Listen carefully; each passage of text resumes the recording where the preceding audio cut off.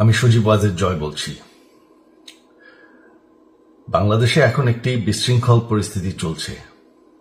সারা দেশে আমাদের ভাঙচুর হচ্ছে, লুটপাট হচ্ছে, আমাদের শহরের বাইরে আমাদের নেতাকর্মী, আমাদের আওয়ামী লীগের নেতাকর্মীদের উপর হামলা চলছে, অনেকে হত্যা করা হয়েছে। এই পরিস্থিতিতে আমি বলতে চাই, আওয়ামী লীগ হচ্ছে বাংলাদেশের সবথেকে পুরাতন গণতান্ত্রিক এবং সবথেকে বড় দল। আওয়ামী লীগ কিন্তু মরে যায়নি। আওয়ামী লীগ এই দেশকে, বাংলাদেশকে স্বাধীন করেছে। আওয়ামী লীগকে শেষ করা সম্ভব না।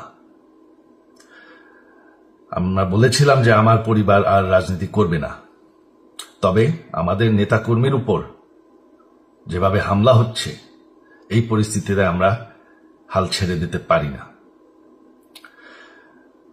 বাংলাদেশে যদি গণতন্ত্র, নতুন বাংলাদেশ গড়ে তুলতে হয়, আওয়ামী লীগ ছাড়া সম্ভব না। আওয়ামী লীগ হচ্ছে সবথেকে বড় দল।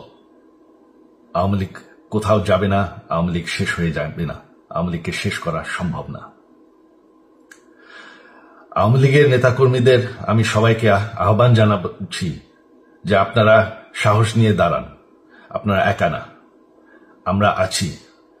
বঙ্গবন্ধুর পরিবার কোথাও যায়নি, আমরা আপনাদের সাথে আছি।